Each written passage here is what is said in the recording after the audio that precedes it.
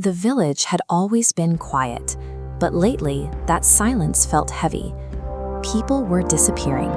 First one, then three, then five. Each time the trail ended at the edge of this crumbling stone well.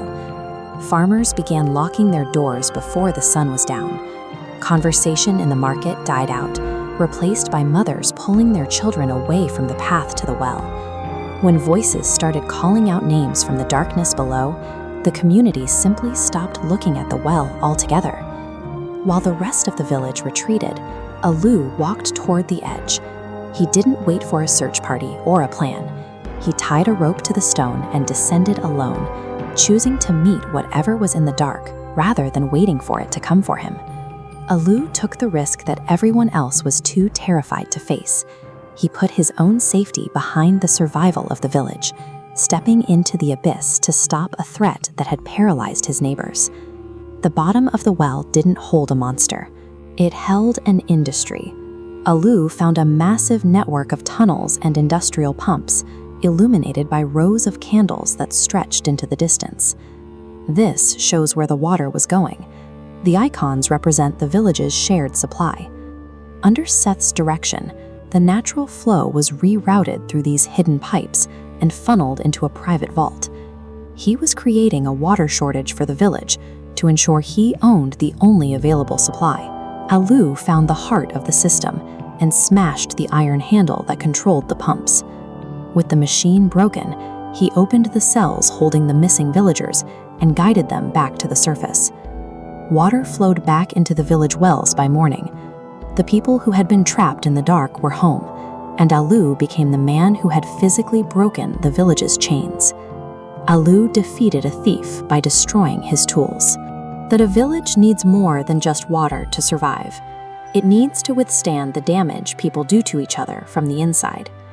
In the same village, Laysoon spent his days as a mechanic, repairing the tools the community used to farm. His wife, Lichi, saw the village differently. To her, the quiet life was a cage, and she spent her nights watching the lights of the city on the horizon.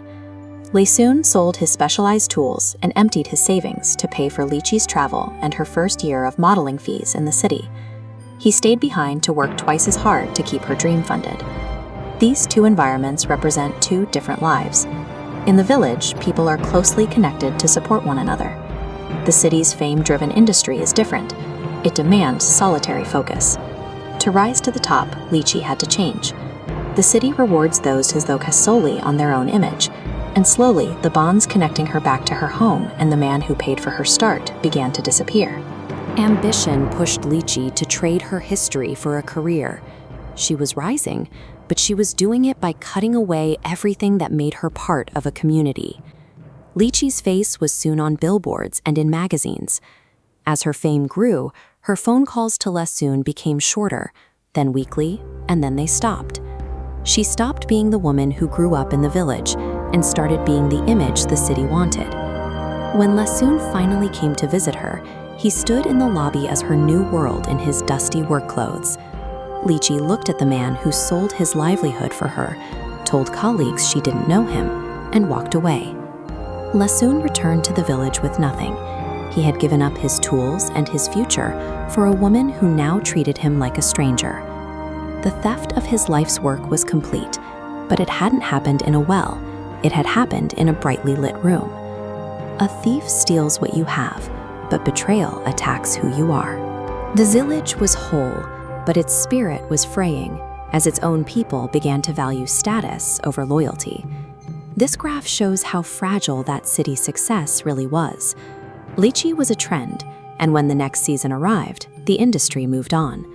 Her contracts weren't renewed, and the graph collapsed back to where she started. Without her contracts, Lichi found that the city had no place for her. She had no friends, no money, and no husband to call. The glamorous city life she had built for herself had completely crumbled to dust. She walked back to the village the same way she left, but this time her bags were empty. She returned to the mechanic shop, standing in the dust she had spent years trying to escape. A career built on discarding others is only as strong as your last paycheck.